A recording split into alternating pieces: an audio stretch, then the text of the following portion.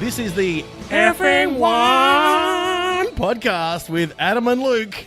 As we talk everything Formula One motor racing.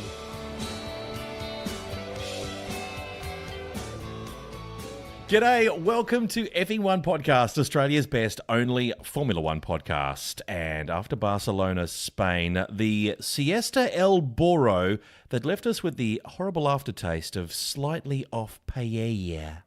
We head to the French Riviera, the Côte d'Azur, for some sun, glitz and glamour.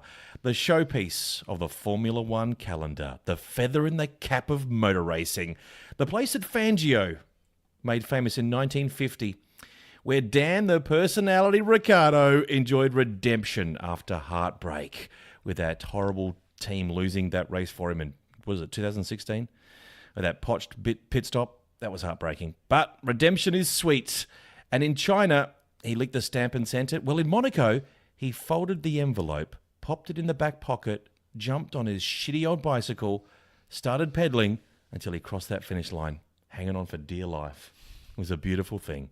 Sebastian Fingerboy Vettel came a very uninspiring second, and Lewis Douche Canoe Hamilton whined and complained all his way to third place.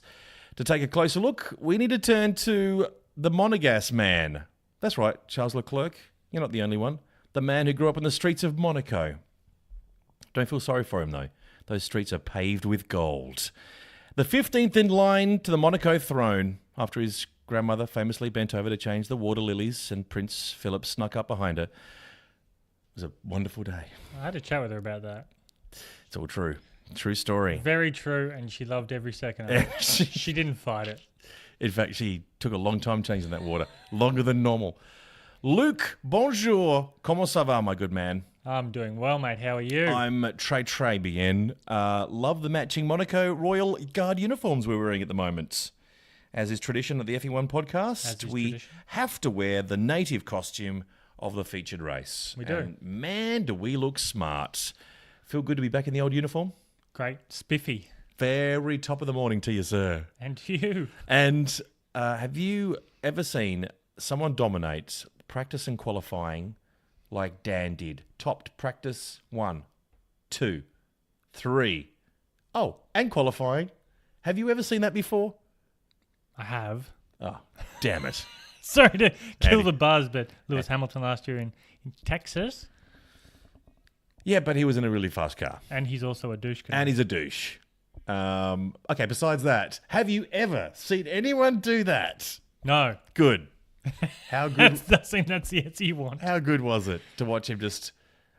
Well, he was coming second to Verstappen just before Verstappen crashed out.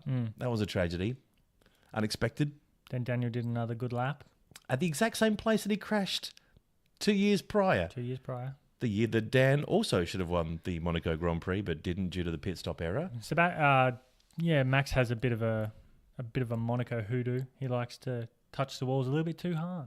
Clipped the wall at the exact same spot and then smashed in the exact same spot. Yeah. Weird. I don't know why he did it. I wouldn't have done it. No, it wouldn't be sensible. I probably wouldn't have made that far in the lap. No. I think turn 1 straight ahead. No. But yeah, Max, every race I think he's had 7 crashes. Every single race, he's made more than one mistake in every race. He's causing damage, and that's going to cost the team, and it's costing them points. And people should have been on the front row. People are starting to doubt his talent. Well, not the talent so much, but his mindset. What was it? Someone said he needs to change his brain. Who was that? It's a small adjustment. Who was that? Was that Nicky Lauda? Oh. Nicky Lauda said that. He needs to change his brain. His English is this not is the great. man with a melted face. Yeah. I thought that was quite funny. But yeah, I think Max does have to change his attitude, the way he drives. I think he needs to just take it back to maybe to 9.5 tenths instead of 10 tenths, because 10 tenths is getting him in trouble and it's not doing the team very good for the Constructors' Championship or his own championship. Was pretty funny, though, to watch him crash out and to see him walk off like that. I enjoyed it. Yeah. I mean, what a day for Dan. The perfect scenario where Verstappen smashes, gets knocked out, can't make it to qualifying, then Dan gets pole, wins a Grand Prix. I mean, the stocks for Dan Ricciardo for the contract next year have just suddenly increased tenfold. Surely, Yeah, I think he like every race that he wins, he doesn't do his stocks very much harm. But yeah, Max is safe. He's got his own little drive for the next couple of years at Red Bull. But yeah, Daniel's stock is ever rising. He kind of took the whole weekend very calmly and coolly, and he was keeping a cap on his emotions. You know, practice 1, 2, 3, Q1, Q2, Q3, quickest. dominated. Yep, he did. And it's good to see someone actually dominate the Monaco Grand Prix from, you know, it's with what happened in the race. We'll get to that shortly, but it was... He just looked like he had that thing on rails. It was stuck to the road, wasn't it? Yeah, he just turned so nimble. It just beautiful to watch. It was dancing Around, controlled, not like we dance. No. Because that's not pretty, but like a professional dancer. Mm. Oh, when you see a professional dancer, you go, that's a good dancer. The way that Dan drove. Yeah. Yeah. When you see me dance, you're like, that's a bit He's hitting Max the wall Verstappen. a lot. Yeah. He's hitting the wall. I dance like Max Verstappen. I'm tripping hitting over stuff, knocking stuff over. Apologising, promising not to do it again. I apologise. Getting back up. It's your fault you're this close to this kind of a dance. Yeah. So, yeah, it was quite remarkable practice, all practices and qualifying. Dan absolutely smashed it. What was he, 0.4 of a second quicker than anyone else until Verstappen. Vanipple. Until Fingerboy, Sebastian Vettel came in with, I think, within 0.2 of a second. 0.2? Right at the death. Daniel was the only driver to get into the 1 minute 10s track record, and even his second quali lap, he didn't have a PB in the first or last sector. So if he had done all of his sectors, it would have been it would have been into the 7s, like the 1:10.7s. Yep. He was pretty dominant. Both laps were within 0.034 of a second. Yep. So he was pretty consistent, and he was a man on a mission. It was good to see.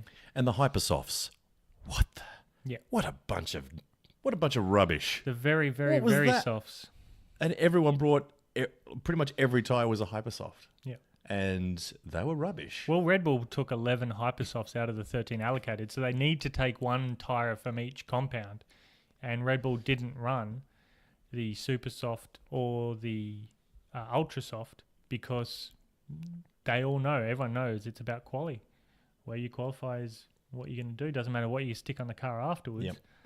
As long as you make it to the end of the race on one stop, you're going to win it. Yep. Put your arms out. Don't let anyone past. It was the 76th Monaco Grand Prix. Guess which Monaco Grand Prix I went to? You went to the 70th. Oh, so close. Oh. 69, man. 69. Yes, dinner for two. Your favourite. The 69th Grand Prix, where Mark Webber didn't win. Yep. He won the 68th and the 70th. But yeah, it's good to see and good to hear the Australian national anthem. It was Monaco. a good day. Good day, not just there, but the Indy 500 was a pretty good day for the Aussies. Shout out to DJ Willie Power winning a Toowoomba boy. You had a big day. I had a very long night. You had a long night, didn't you? I had a very long night. I had a quick nap in between lap 40 and the last 20-odd laps. 40 and 41. You had a quick... quick kip. Every lap just woke up. So, yeah, the drive that Will, again, like Daniel, he had that determination and sort of this calm about him. Yep. For the whole month of May, he won both races. He won the Indy GP and he won the Indy 500. And yeah, he drove the wheels off that thing. Congratulations to him. Congratulations to Will. That's pretty done. much all we're going to say about IndyCar because we're back into Formula One. So it was great to see a practice session going so well for Dan. Nailed it. Now into the race. Can you give us your normal famous 5-minute Monaco race rundown where we go lights are green and tell us what happened in the race? If you wouldn't mind, go, we're racing, Lou, go. Well, I hate to put a handbrake on the go. Uh-oh. Before the lights went out, before the formation lap, Terry, he was in force. We saw Terry. Terry was out and about. Now, Williams, Sergei Sorokin did a decent job in qualifying, qualified 13th or 12th, and they have a rule that within 3 minutes of your formation lap, all the tyres must be on the car. All the tyres weren't on the car. at 3 minutes. So he got a 10-second stop-go penalty, No. which is a massive thing. That's huge. Like, it's not just like a 5-second penalty, which I think commentators and myself are thinking, oh, yeah, 5 seconds added to his pit stop. It's not great. But he had to come in, sit there for 10 seconds, and then go back out on the racetrack. Can't touch the car. Can't change the car. So, Bloody Terry. So Terry. Damn, Terry So is... that's what happened before the lights went out. What a bugger. He was under investigations for touching the car. They hadn't put the wheels on the car for the 3 minute before the 3 minutes. He started from the pits? No, he started from his spot. He did. But on the grid, they hadn't put the wheels on the car. Yeah. And taken and then within a minute they have to take the tyre warmers off and get off track. So no one can be touching the car within a minute. But in that, before the 3 minutes is up, they have to make sure all the tyres are bolted on, and they weren't. So Sergey did a great job out qualifying Stroll for, I think, the first time this year. But he also did a decent job how high he qualified up. So unfortunately, Williams had a shitty weekend again. But yes, lights out. And away we go. Can you say the go, go, go? Oh, yes. Okay, so the recap of the Monaco Grand Prix. If you missed it, if you didn't see it, this is how it went. Luke's going to just run through it very quickly. And lights out at Monaco. Go, go, go. Thank you very much. Yeah. So, interesting lights out. Max made some places at the start. Very Didn't good he? start. Yeah, he did. Apparently you can't pass at Monaco. Max proved you can. Yeah. Stroll made contact with the Sauber. Hamilton pitted on lap 12. So jump forward to lap 12. Hamilton pitted. Came out behind the Force India of Esteban Ocon. Esteban let him pass quite promptly. Because there's a Mercedes engine in the back of that car. And they said, we're not really fighting with them. At Monaco, if there's someone behind you, you're fighting. You can fight with them. You don't have to fight hard. You can keep them behind you. But they let Hamilton pass. And team orders? Team orders. Mm-hmm. Intra-team orders. Intra-team orders from a different team. Very nice. As weak. So weak as piss. I saw it and I just went, do you want that drive? What is this? Race him. Yeah. If you want that drive. Or the alternative is you do that and hope that you're going to get that drive eventually, which would probably work better. Probably. To be honest. Yeah. But that's not racing. It's not Formula One. Soft. Lap 17. Daniel Ricciardo pits. Lewis wasn't really doing great things on the ultra softs. He was on the ultra softs. He wasn't really doing anything in terms of lap time. But Daniel thought, I'll pit now. Get it done before Sebastian tries an undercut. Yeah, good thinking. Good thinking. It's funny. You listen to the commentators after all the pit stops came out. Daniel stayed out in front. The commentators like, talking about tyres. Bottas is on a super soft. That's great. If everyone pits again, Bottas will be in the best position. What? Who's going to pit again? Say what? Why would you bother? Who? Unless your tyre comes off, you're not going to pit. There's no way. And for the whole race, they kept talking about tyres. Yeah. No one's going to pit again, mate. No one. No, it's Monaco. You stay there. Track position is important. Yeah. They go, I'll give it a shot. No. What's going to happen? You're going to put new tyres on. And lose points. You'll be 3 places back and you're going to stay exactly there. Exactly. No one's going to go, he's just pitted. We'll pit too. No, they won't. They'll go, they're a bunch of dickheads. Yeah. What an idiot. Well, 2 stop. Well, Let's try a 3 stop. But the commentators went over and over and over about it. I'm like, change the track, boys. Like, it was tense. When it came to Daniel had his issue with 50 laps to go. So what lap was that when he had 28. that? 28. He came on the radio and said, I've got engine problems. My heart sank. Yeah. My heart sank. Yeah. I was like, are you fucking kidding me? My first thought when I heard it on the radio, loss of power or something like that, what he said, I went, it's Monaco. It's okay. Let's not panic. Right. If it's degenerative, like if it gets worse and worse and worse and worse, then you've got issues. But if it's a problem you can drive with, it's Monaco.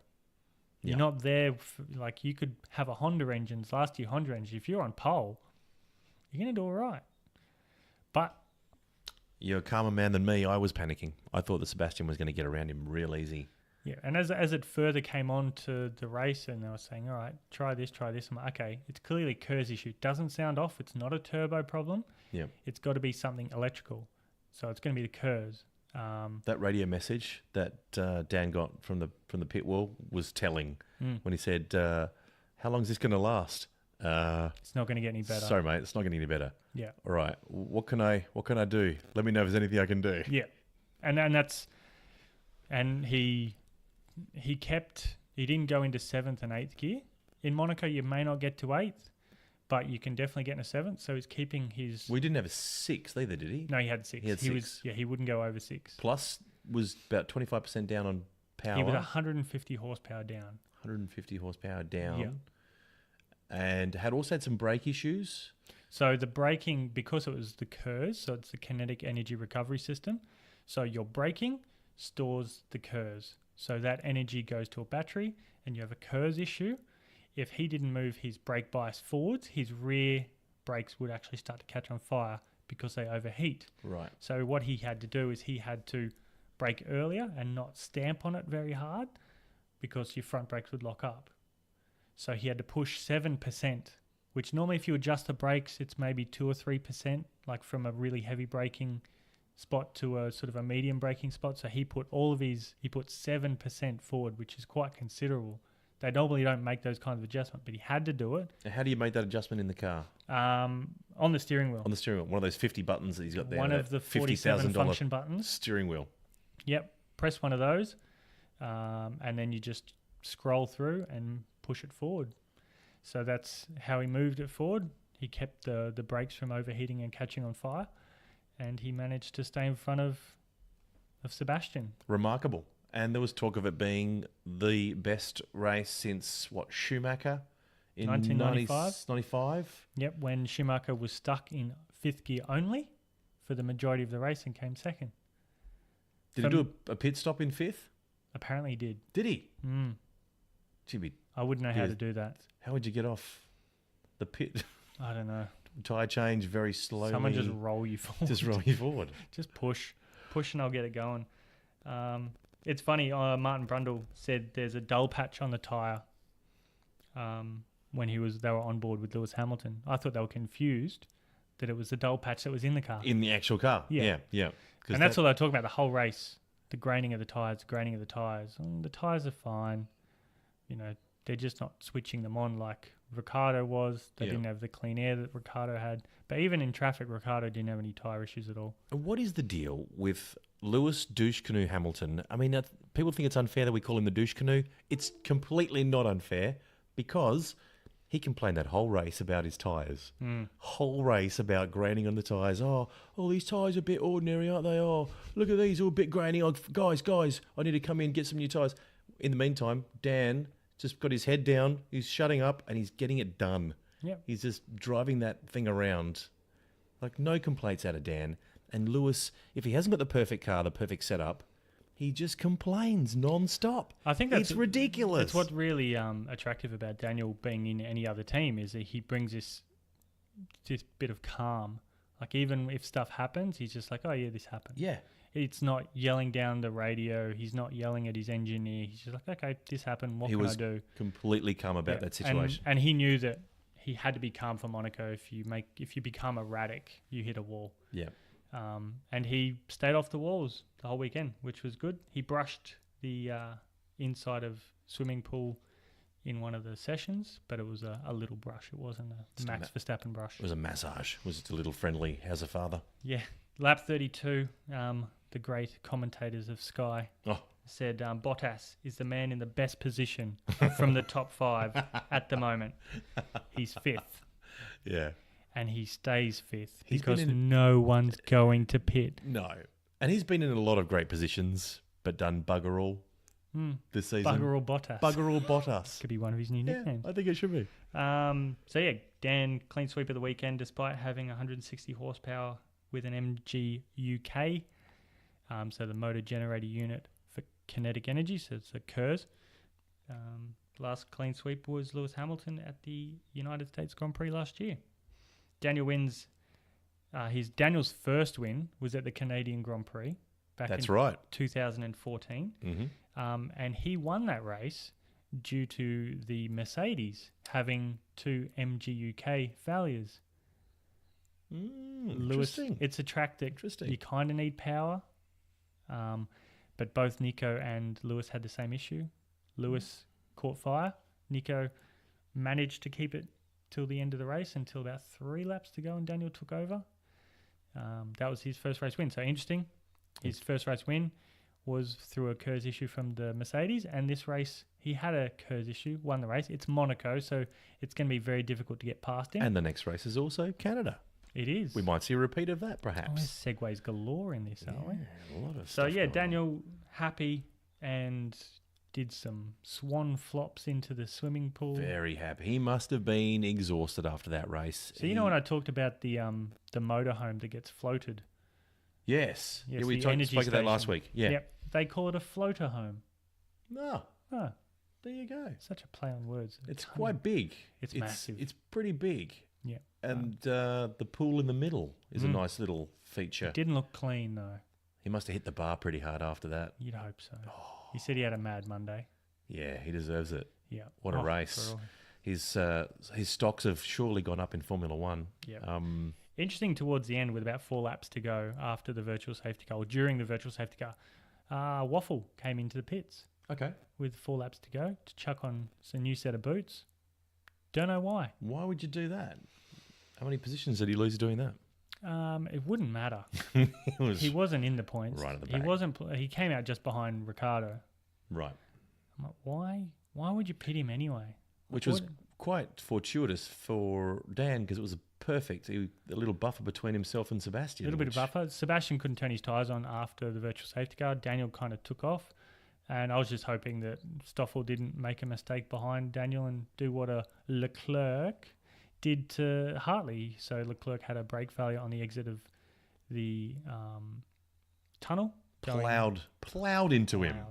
Down to the Nouvelle chicane. Absolutely smashed into him. Gotta I feel haven't sorry. seen a rear ending like that for a very long time. No. Got to feel sorry for Hartley though.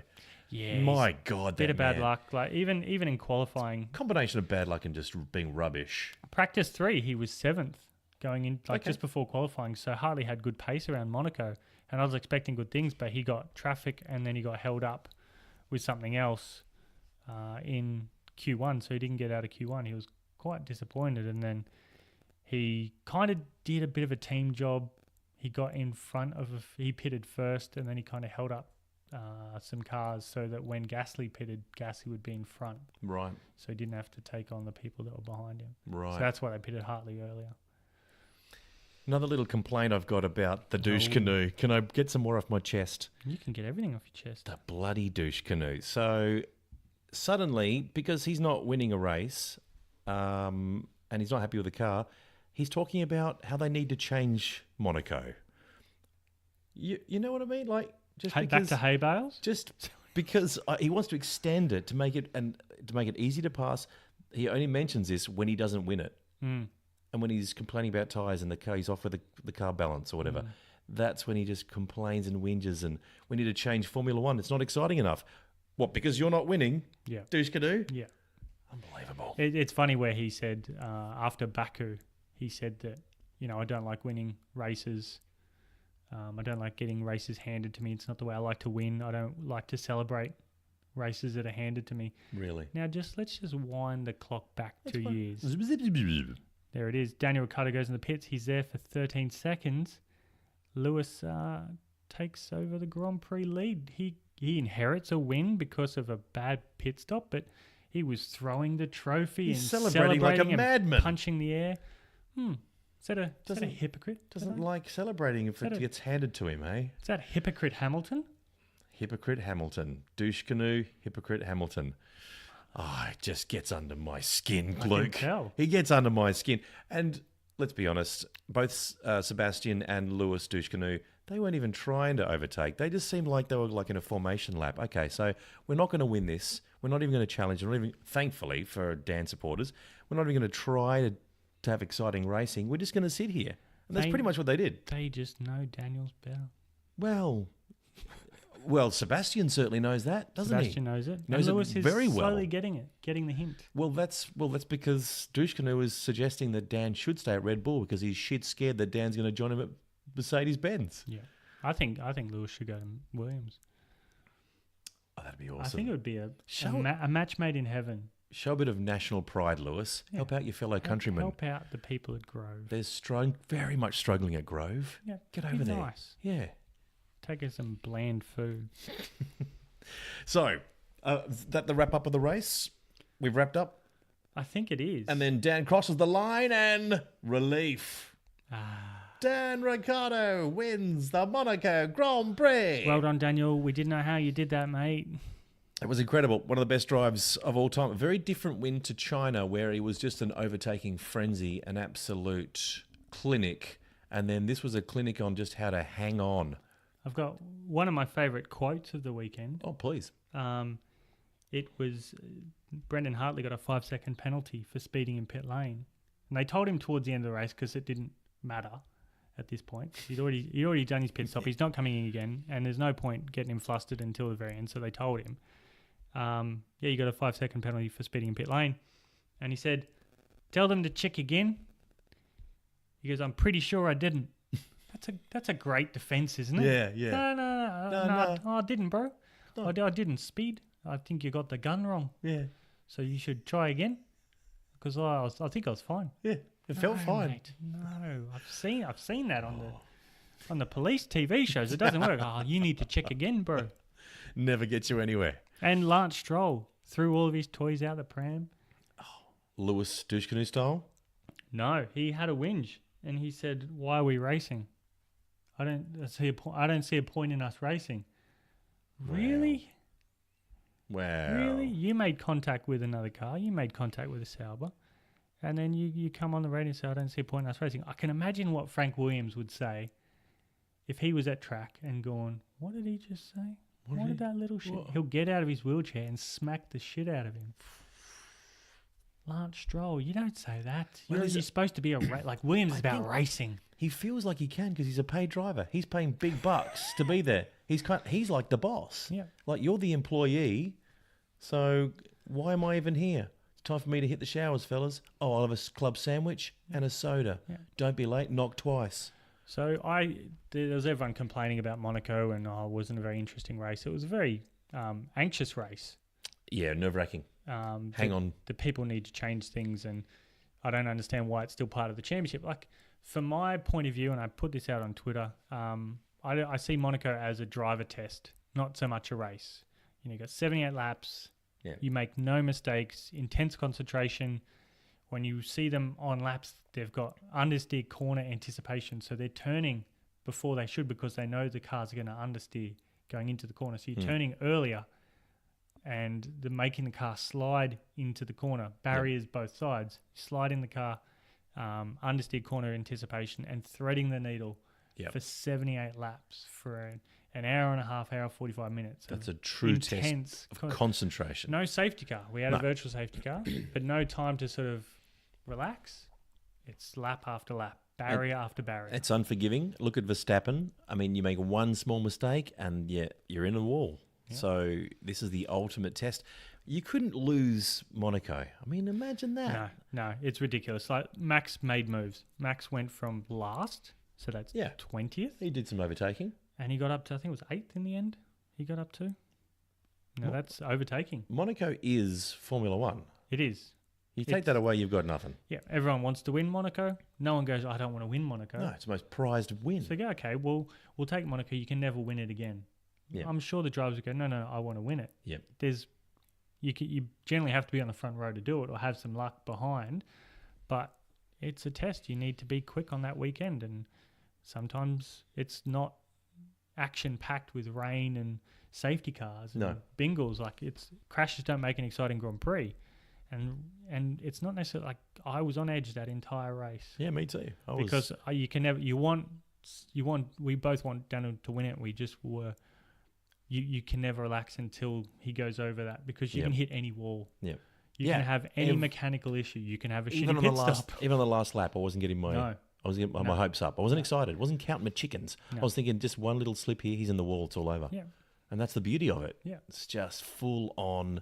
If you have one momentary lap of lack of concentration, you're in the wall. If you're overtaking back markers, you'll get some tyre debris overtaking them. That could put you in a wall. So there's a lot of things you have to take into consideration. It's not just about racing wheel to wheel. And you'd have to say that Dan is the king of Monaco. He's got the temperament. He's got the talent. He concentrates. He doesn't take things too personally. Doesn't get upset about stuff. Keeps a cool head under pressure. That's what you've got to do. Unlike the douche canoe Hamilton, which is completely just I think we should change whinging. it to the Dan Ricciardo Appreciation Podcast. I know, this is getting too much. I'm sorry. No more. Let's look at the championship points. Championship after that race. points. Oh, actually, who picked up the points? We've picked up the first three. Who came in the 4th through to 10th? See if you can name it off the top of your head. Actually, I've got a quiz for you. 4th was Bottas. No, Raikkonen. It was Raikkonen.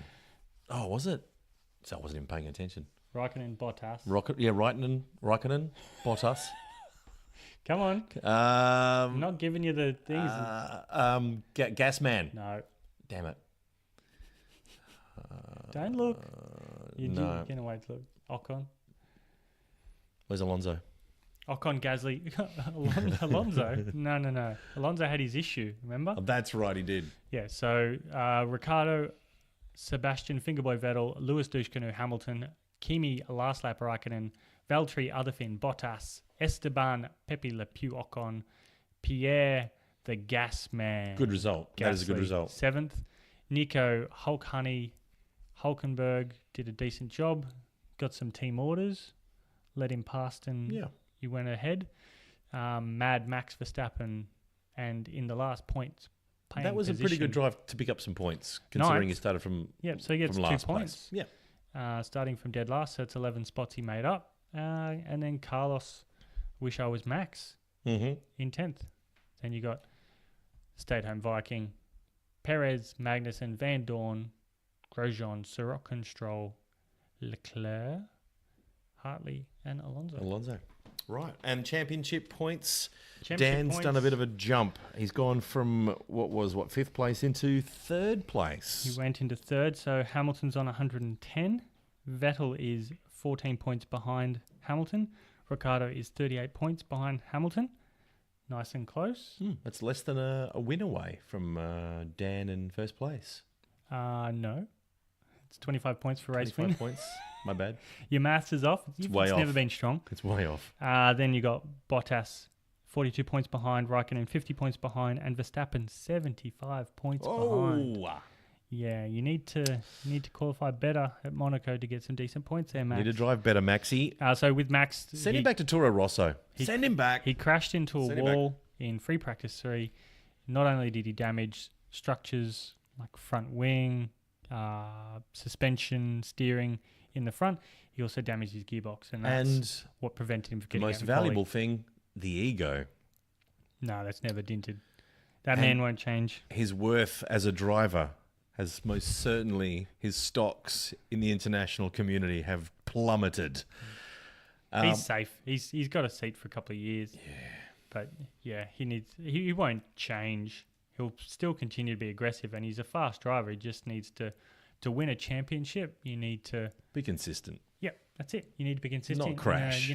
I'm not the quickest today, but I'm going to get as many points as I can for the championship. Yeah, not crashing is very helpful to win a world championship, generally speaking. He should try it. He could do quite well. He might actually do well. It's like last year where he had a lot of mechanical issues. But if he didn't have those mechanical issues, he'd do quite well if he finishes the race. Constructors' Championship, Mercedes 178, Ferrari 22 points behind, Red Bull Racing 71 points behind, then it's Renault, McLaren, Force India, Toro Rosso, Haas, Sauber, and last, Williams. See, Lewis Dushkanu, they really need you back there. They need you at Williams. Well, now it's time to hand out some awards, Luke. We've got a whole bag full here. A whole bag full of golden awards. Yep. We're about to hand out. It's a sack. It's a big, beautiful sack of awards. Effing one awards. So let's put the names in lights. We need to empty this sack. So the Green Award. The Green Awards. Your favourite award. Yep. The Minimal Global Carbon Footprint Award. Yep. Well said. Was Fernando Alonso for his retirement. Well done, Fernando. Yeah.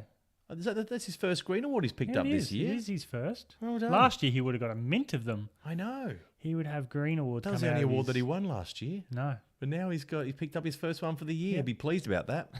Be very pleased that he's back on the winning list. It's like, oh, yeah, I won something. Yeah, we go. Next up is the UGE Day. I'll say it for you, UGE Day. UGE Day. There we go. There we go.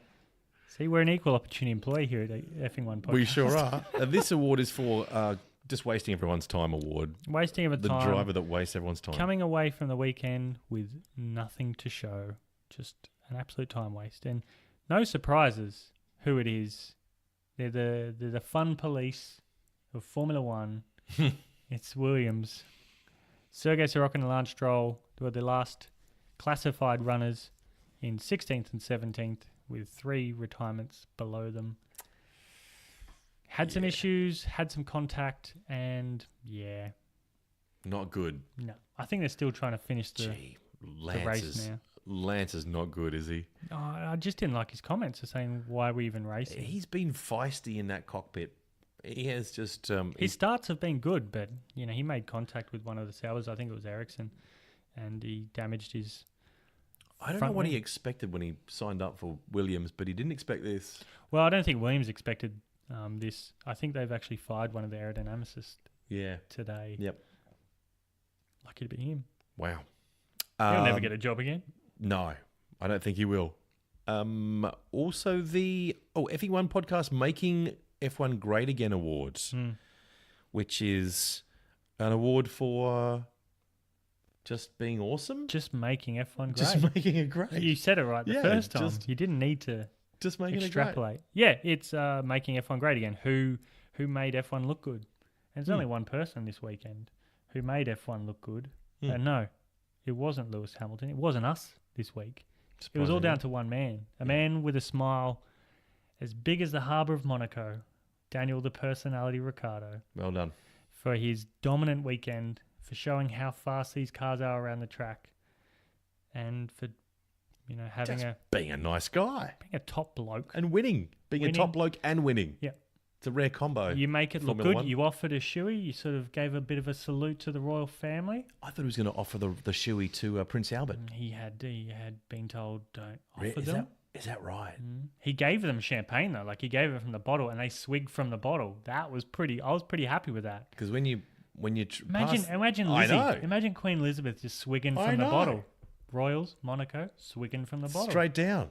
And it was nice when Daniel did his shoey, which we can say because it is an F1 podcast. Not a booty. Not copyright. Thank you, Liberty Media. Fine with that. We got clearance. We weren't allowed in, but we got clearance. We've got Lewis, because when Daniel wants to shake the champagne, he'll bang it on the ground to get the bubbles up and then just spray it. When he banged it on the ground, the GoPro they have fell off. So when he went to do his shoey, Lewis picked up the GoPro and filmed him doing it. Right. Good on you, douche canoe. It's the only thing you've done all day. He did, and he wasn't even complaining when he did it. No, which is really rare. Really rare for the douche canoe. In the post-race press conference, both Sebastian and Lewis were very complimentary of Daniel's weekend, as I'm sure Daniel would be if they did the same thing. Yeah. So it was still would have been nice to have a shoey offered to the princess. Yeah, that would have been fun. It would have been good. Also to hard see. to turn down if you're presented with a shoey on stage. You look like a bit of a douche. Well, you actually look like a Bottas. You look like a Lewis. Or a Lewis who turn it down when they're on stage. But it's the royal family. Show them a bit of respect. Yeah, I get it. But they still swig from the bottle. Both of them. They didn't ask for a glass. No. They didn't say pass me a glass. No, I need a glass. No. They're down-to-earth royals, the Monaco royals, are they? Yeah, they should have went up there barefoot. That'd be fun. So, Daniel gets the Effing One Podcast Award. The Lick It and Send It Award, the best overtake? Lick It and Send It is Max Verstappen. Well, there's only one overtake, really. Yeah, everything else was gone. Yeah. You after you. But no, Max made some really good overtakes down into the Nouvelle Chicane out of the tunnel. Yeah, he did a great job. Great job on the first lap, getting 2 Haas drivers and getting Lance Stroll, and had a good dice with Carlos Sainz. Apparently, he can't overtake. Someone proved that wrong. You can. Well done, Max. Didn't bin it and got some points. Nice job. Very nice job. Now, you had a chance to have a chat with Sebastian Vettel after the race. Now, something that we didn't think was going to happen was that you actually did go to Monaco. I did. There was some extra cash. We thought there wasn't any extra cash, so we said, sorry, Luke, we can't make it. We can't take you to Monaco. You're a bit upset. You covered it up well. I wasn't expecting it. You weren't expecting it. And then you built me up, and then we lost the money, so that tore me down. And it did. You hit rock bottom. Yeah. But then there was good news, because our producer Pete, did manage to find some cash. The FE1 podcast did send you to Monaco. Did he get on the street corner? He actually went to because he initially lost the money on Make-A-Wish at the dish lickers, and then he went to the cockfight with his very last tenner. He put a tenner on the sickest, oldest, rottenest looking cock he could find. What was Pete? Producer Pete, is he here? Is he still here? Producer Pete, what was the name of that cock that you put the tenner on? Gobbles. Gobbles. Yep. So Pete he put a tenner on Gobbles, the oldest, sickest looking cock that he could find, and that cock got up. That cock had a lot of lesions on it. He did. It didn't look like a healthy cock. I didn't think it would make the fight. But he won. He did. And at the rate, I think he was paying 500 to 1 or something. Next thing you know, Pete's walking in with some walking around money. He goes, hey, so Lucas, I flew to Nice. Guess what, brother? You're going to Monaco. Flew to Monaco. Nice. Oh, we had chicken for dinner. Of course. Because that cock died straight after winning. It just fell over. It was more of it wasn't really dinner. It was more of just finger food. There wasn't much of him. Yeah, it was like a little, and it was tough. Yeah. All the marinade in the world didn't help that thing go down. It was not nice. Stringy. But the good news was you went to Monaco, caught half the race. You got into Nice. You got a train from Nice into Monaco, and then I scuba dived in the harbour, and then I got up on someone's boat and watched it from there. That's awesome. How was the view? Pretty good? Terrible. The boat was nowhere near the track. No. That's a real shame. But you were... I got up and wait a minute. This is the wrong boat. Is this not the Red Bull party boat? No? Oh. It was someone's dinghy. Some old Russian guy. Yes, hello. Rub this on my chest. Please, put the sun cream oil on my back, please. And you did. You're very accommodating like that. Yeah. The point of this is... I'm a can-do man. The point of this is you got an interview with Sebastian Vettel. Oh, was that the point? Yes. That was... There's a long way of saying that you captured this interview with Sebastian Vettel. He's always got a lot of time for us here at FE1 Podcast, which is super nice. It's weird, isn't it? It is. He's got a little something for you. He was very happy to see me. I could tell. Always. Sometimes too happy. So how did that interview go? Should we push the button? It went down very well. Push that button. Push the button. Hi. Oh, hi, Luke. What's going on? Hi. How are you? Hi, nice to see you. Hi, thanks. Hi, by the way, look, loves a little ginger beard. Look at that. You're so cute. Let me touch it. It's not ginger. Please don't touch it. No, it's not. Hey, does the carpets match the drapes? We'll find out later. I'm not by sure the way, what you're referencing. I love the little podcast. What do you call this? It's little called the Effing1 podcast. You should know that by now. I love this podcast. Yeah, by the way, yours a funny one. The other guy, he's a bore. He's a real drag. No, he's not. Yeah, I don't like him. Quite humorous. No, what's his name? I don't. Fuck, I don't care. Whatever. Anyway, so you're much cuter and funny in real life. So tell me, I'm Sebastian. What a question do you have for me towards the races? I don't think I have time to ask you a question. What are you hey, do you have a girlfriend yet? No, I don't. Okay, it's okay. It's such a crime. So such a crime. You seem to be happy sitting behind Daniel for the whole race. Why is that? I don't know. I just couldn't be fucked. It's Monaco. I got the grannings, and I'm hearing on the walkie-talkie, I'm hearing the Hamiltons, the what do you call them? The douche canoes. Douche canoe. And he's complaining about the granning, and I thought, fuck, I just got to sit here. I'm just going to follow him around. Yeah. You're thinking about your championship? I'm thinking mostly about the championship. Because every time you seem to go for a win with an overtaking move, you tend to lock up and you lose a couple of spots. So you're just thinking, I'll just keep it simple. And I also thinking, I don't know how to overtake. So I'm just going to sit here and hopefully win the world championship by never making another overtake again. That's not a bad idea. Thanks. Yeah. Hopefully it works. And I'm going to recommend that Raikkonen is my partner next year because that Dan is too good. He's too fast for me. You don't want him in your team next year? Not again, please. No. He's got beautiful hips. I thought you'd like that. Hey, I don't like to see him live, but I love to watch him go. Oh, yeah. Jesus. Very tight. Like you. 2 little eggs in a hanky. Don't know about little eggs. Oh, Jesus. Okay, look, I'll catch you later. I'll go do some more interviews with Sky Sports over here. Oh. Hey, give me a kiss. Okay. See ya. Well, that was nice. It's always a bit disturbing when you get together with Sebastian. Yeah. There's a lot of tension there. Yeah, there's tension, all right. There could be a restraining order. Yeah. I love the way you're always kind of holding him at arm's length. You're always having to hold him I back. don't feel comfortable No. around him. No. But he does bring out the best in you. Gives me a bit of Me Too vibe. You do interview very well when he's around, though. Suddenly the reporter, the journalist. I'm on my toes when I'm with him. You are. On You're my always toes. moving. You're doing the rope-a-dope. Ducking and weaving. Ducking and weaving. You're basically running away. Yeah. There was an award we did forget. Oh, bugger. And I'll get onto that now. It's the Pasta Maldonado Award. There really can only one person who caused a bit of a crash. Yep. You'd think it was Max, but we're going to go with young Charles Leclerc. Oh, the Monegasque. Yeah, he had a brake failure, but then he just rear-ended Brendan. So he'll get our Pasta Maldonado Award. Well done. Yeah. Wasn't his fault. No. I think practice crashes, I don't think it count. It needs to be a race crash. It needs to be a pasta crash. His onboard camera it looked awesome when he just lost control, and you could just imagine yourself in that situation going, I'm in trouble. I can't push on this brake pedal any harder. This is bad. This is where it's going.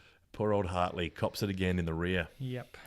Ooh. F1 does their own awards now. I'll quickly go through them. Driver of the Day, which is voted by all the people around the world watching it. Daniel Ricciardo wins Driver of the Day. Yes. Of course, he gets 7 wins, tied with Juan Pablo Montoya and Rene Arnoux, the 2 drivers who had 7 Grand Prix wins. The fastest lap was Max Verstappen, and the fastest pit stop was Sauber. Is that right? Yeah. Sauber had the fastest pit stop. Yep. Williams was sort of the king of pit stops last year, but now they've only got 1 pit stop award in the first 6 races. So Williams are dropping the ball on so many levels. Who else is winning the pit stop award? Don't know. Well done, Williams. I like that you bring that up. Yeah, I just put you on the spot there, and you're like, don't ask me that. No. I don't have that question. I could bring it up. You know a lot of stuff, but some things... Off the top of my head, we don't have to. What we do need to do is thank your mum for this spread. It's a beautiful spread, isn't What it? has she cooked up today? What is this? That's roasted eggplant. Is that really? Yeah. Gosh, it looks delicious. When she thinks of you, she thinks of eggplant. Yum. And she looks like she's drizzled the olive oil, bit of garlic. It's her favourite emoji to use when she's talking about you. Yeah, the eggplant. So... Yeah, the rest of Mum's spread. The spread, what has she got over there? That looks like, what's a typically Monaco? She does a lot of research with her baking, your mum. She does. There's a croissant over there. It is a croissant. Yeah. Yeah.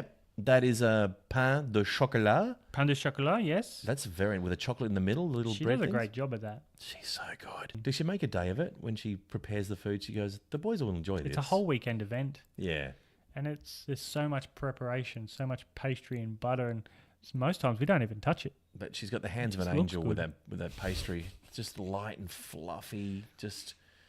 She's a wonderful lady, your mum. She is. Luke's mum. Thank you so much for this spread. We're going to tuck in. Absolutely delicious. We'll have 1 piece and then just leave the rest. Yeah. Give it to the local shelter. We should. That's a good idea. That is a really nice idea. Touching, Luke. We'll give this there's too much food for us to eat here. Yeah, way too much. Way too much. We'll give it a charity. I don't even know what that is. That is disturbing. It looks kind of like a snail cooked in garlic, a bit of giant snail. It's a big snail. It's not that. It's not that cock, is it? That producer Pete. We finished that. We ate that, didn't we? Yeah, we at had the cockfights when he won the 10 grand to go to Monaco. Pete loved gobbling down that cock. Didn't he just? He just loves the taste of cock. Alrighty. So, it is au revoir Monaco and bonjour Canada. And join us for the next F1 podcast as we preview Canada. Wait, before we do, Luke has another final thought. Final thought. We're going to recap something. I'll do it brief because we were about to wrap up. I should have warned you before I started wrapping this up. I'm so sorry. Predictions. Oh, crap. How do we forget predictions? I don't know. but I've got it here. Dude. So I'll make it quick. You're 4 up now. This is the ongoing competition we have with tipping. It was you were up 4, and then I sort of started to pick it back, and it was back to even before the Monaco Grand Prix. Yeah. And you've jumped 4 points ahead. Shut the with front your door. Ferrari tipping, your Toro Rosso tipping, and your Haas tipping. I got some points back with Force India with Ocon, but you managed to get 4 points ahead. So you're +4 going into the Canadian Grand Prix. Join us then when we do that. And of course, you can get hold of us for comments on the effing one Twitter page. Check us out. Tell us what you like, what you don't like. And we'll love to, say g'day. So, hi to everyone who listens to us in the United States. A lot of our listenership's from there. What's happening, USA? G'day, fellas. How you doing, y'all? We're going to... Oh, by the way, we actually went to your beautiful country, the USA. We did. We'll talk about that in the next podcast. We'll preview our jaunt over across the ponds. We had the Effing One podcast winning suggestion to make Formula One great again, as voted by you on the Effing One podcast Twitter page. Locked, sealed in a briefcase. We made the journey with our Making F1 Great Again hats, and we found Liberty Media. Boy, was it a trip. Oh, it was a trip and a half. Okay, so join us for comments, and thanks for joining us on the F1 podcast. Luke, see you at Canada. See you, mate.